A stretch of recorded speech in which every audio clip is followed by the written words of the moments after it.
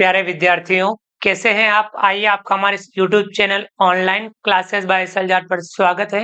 विद्यार्थियों, आज की इस क्लास में हम समझेंगे कक्षा 10 विषय गणित प्रश्नावली 4.2 द्विघात समीकरण सवाल 5।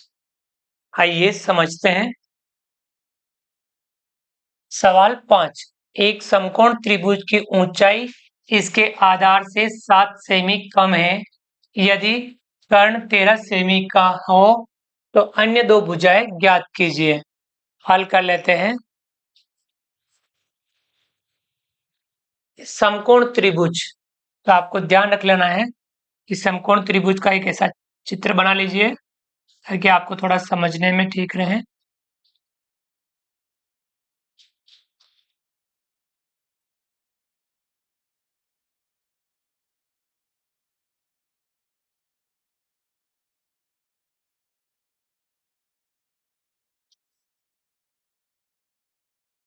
ये हम एक समकोण त्रिभुज बना लेते हैं। अब जैसे हम ABC इसका नाम दे देते हैं, भले ही वैसे इसकी आवश्यकता नहीं है, आपको समझने के लिए है। तो इसका ऊंचाई इसके आधार से 7 सेमी कम है। ये जैसे हम आधार मान लें, आधार को आप x मान लीजिए, x सेमी। ऊंचाई क्या हो जाएगी? इससे आधार से 7 कम, यानी उसकी ऊंचाई आधार से 7 सेमी कम है। इससे 7 सेमी कम कर लेंगे, x माइनस 7 सेमी। और कर्ण 13 सेमी, समकोण के सामने वाली भुजा कर्ण होती है, वो 13 सेमी है। अन्य दोनों भुजाएं ज्ञात करनी, यानी आपको ये वाली भुजाएं ज्ञात करनी। समकोण त्रिभुज में पाइथागोरस प्रमेय लगती है। तो ये पहले हम इसी को मान लेते हैं। माना कि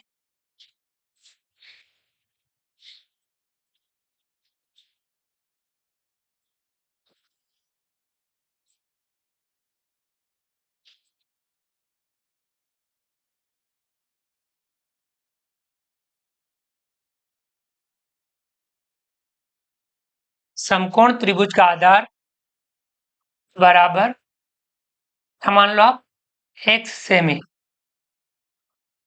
है, तब ऊंचाई क्या होगी? आधार से 7 सेमी कम, x माइनस 7 सेमी होगी। यानी ये इसका हो गया आधार, ये है इसकी ऊंचाई। कर्ण कितना है? 13 सेमी। त्रिभुज में तीनों भुजाओं में संबंध होता है पाइथागोरस प्रमेय से। पाइथागोरस प्रमेय से। पाइथागोरस प्रमेय से क्या होता है? अन्य दोनों भुजाओं के स्क्वायर का जो वर्ग है, उनका योग कर्ण के स्क्वायर के बराबर होता है। अन्य दोनों भुजाएं यानी x का स्क्वायर, उसमें क्या जोड़ना है? आधार का स्क्वायर और x माइनस 7 यानी इसकी ऊंचाई का स्क्वायर, दोनों का स्क्वायर करते हैं। किसके स्क्वायर के बराबर आता है? कर्ण के स्क्वायर के बराबर आता है। यहाँ एक्स स्क्वायर, यहाँ पर a माइनस बी का होल स्क्वायर, क्या लगाएंगे अपन? a माइनस बी का होल स्क्वायर क्या आएगा? a square minus 2ab plus B square. ये इस फॉर्म में खोलना, a अपने लिए x है, b अपने लिए 7 है। तो पहले a स्क्वायर यानी x का स्क्वायर, उसके बाद में माइनस 2ab, 2 a की जगह x और b की जगह 7 प्लस बी स्क्वायर यानी 7 का स्क्वायर। ये यहाँ तक इसका फॉर्म इसमें खोल लिया। बराबर कितना है? 13 का स्क्वायर करते हैं, 13 इंटू 13 169। कितना आता है? 13 गुणा 13 169, 13 के 39, हासिल लगा 3, 13 13 और 3 16 यानी 169। इसको हल करेंगे एक्स स्क्वायर और एक्स स्क्वायर दोनों को जोड़ेंगे, एक एक्स स्क्वायर, एक एक्स स्क्वायर, 2x स्क्वायर। ये माइनस का 7 दूनी 14x प्लस 7 का स्क्वायर 7 × 7 = 49। इसको हम इधर लाएंगे तो माइनस का 169 बराबर 0।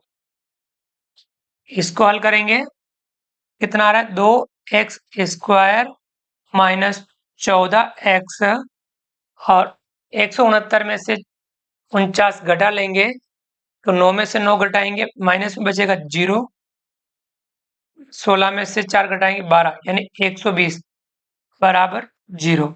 ये हमारा द्विघात समीकरण हो गया। अब इस द्विघात समीकरण को हल करेंगे,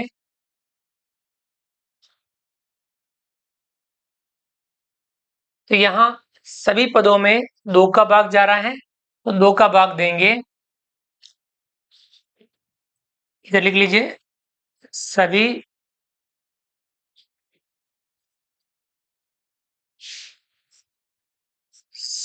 पदों को 2 से विभाजित करने पर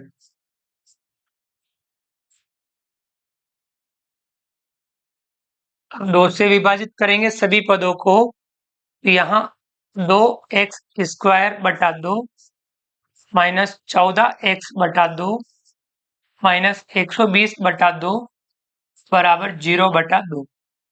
ये कितना हो जाएगा, एक्स स्क्वायर, ये आ जाएगा माइनस का 7x, ये आ जाएगा माइनस का 120 का आधा 60 बराबर ये हो जाएगा 0। अब यहाँ एक्स स्क्वायर वाले पद और अचर पद का गुणा करेंगे, दोनों चिन्ह अलग अलग है, चिन्ह आएगा माइनस का 60x स्क्वायर।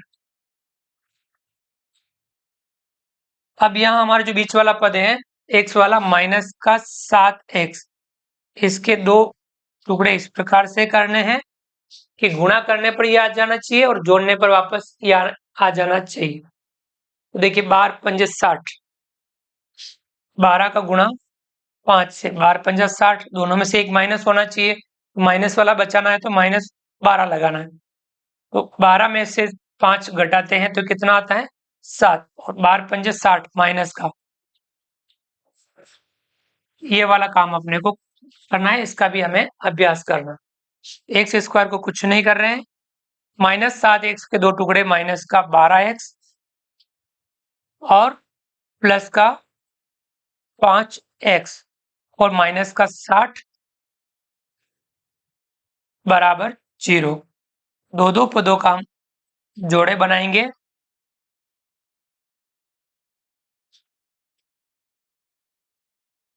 इन दोनों में से कॉमन लेंगे x, भाग देंगे x माइनस 12, इन दोनों में कॉमन लेंगे प्लस का 5, भाग देंगे x, 5 का भाग 60 में माइनस का 12 बराबर 0। अब x माइनस 12 दोनों में कॉमन आ रहा है, x माइनस 12 भाग देंगे, इधर यहाँ क्या बचेगा x और यहाँ बचेगा प्लस का 5 बराबर 0।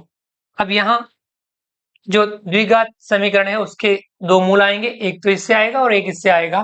पहले हम x माइनस 12 बराबर 0, माइनस 12 को उधर पक्षांतर करेंगे तो प्लस का 12। दूसरा क्या आएगा, x प्लस 5 बराबर 0, प्लस 5 को उधर पक्षांतर करेंगे तो माइनस का 5। अतः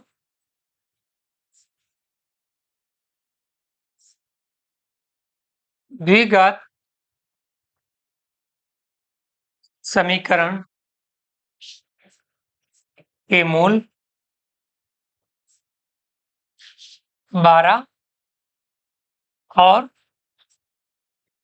माइनस 5 है। अब हमने क्या माना था, x का मान, यानी हमने आधार माना था समकोण त्रिभुज का। बताइए क्या समकोण त्रिभुज का आधार माइनस में हो सकता है क्या? लंबाई कभी माइनस में होती है? नहीं। तो चूंकि x बराबर -5 नहीं हो सकता,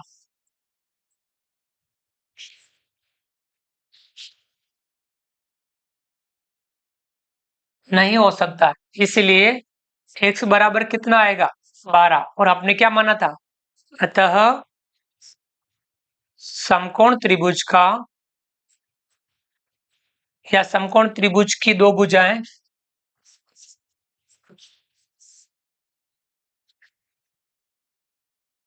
कर्ण के अलावा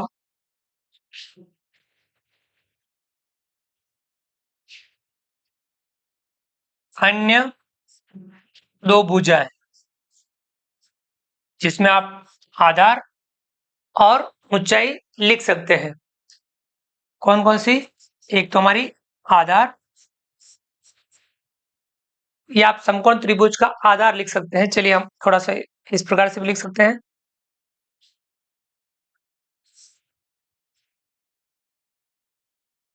जैसे आपको लैंग्वेज ठीक लगे वैसा लिखिए।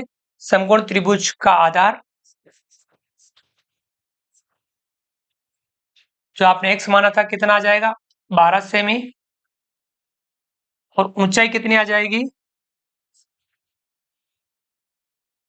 आधार से कितना कम? आधार से 7 कम। ऊंचाई कितनी आ जाएगी? 12 में से 7 कम करना, बराबर 5 सेमी। ये हमारी अन्य दोनों भुजाएं आ गई। ये हमारा हो जाएगा आंसर। यानी समकोण त्रिभुज का आधार 12 सेमी और समकोण त्रिभुज की ऊंचाई 5 सेमी। ये हमारा इस प्रकार से सवाल हल हो जाएगा। तो विद्यार्थियों, आप भी इस प्रकार से इन सवालों को समझते हुए इनका नियमित अभ्यास अवश्य कीजिए, क्योंकि हम गणित में जितना ज्यादा समझते हुए नियमित अभ्यास करते हैं, हम उतना ही गणित में बेहतर बन सकते हैं। उम्मीद करता हूं कि आपको ये हमारा वीडियो पसंद आया होगा। वीडियो को लाइक कीजिए, चैनल को सब्सक्राइब कीजिए और अधिक से अधिक साथियों, विद्यार्थियों, मित्रों तक हमारे वीडियो शेयर जरूर कीजिए। मिलते हैं अगली क्लास में नए वीडियो, नए कंटेंट के साथ में। तब तक के लिए थैंक यू, धन्यवाद, जय हिंद, जय भारत। आपका दिन शुभ रहे। Thank you.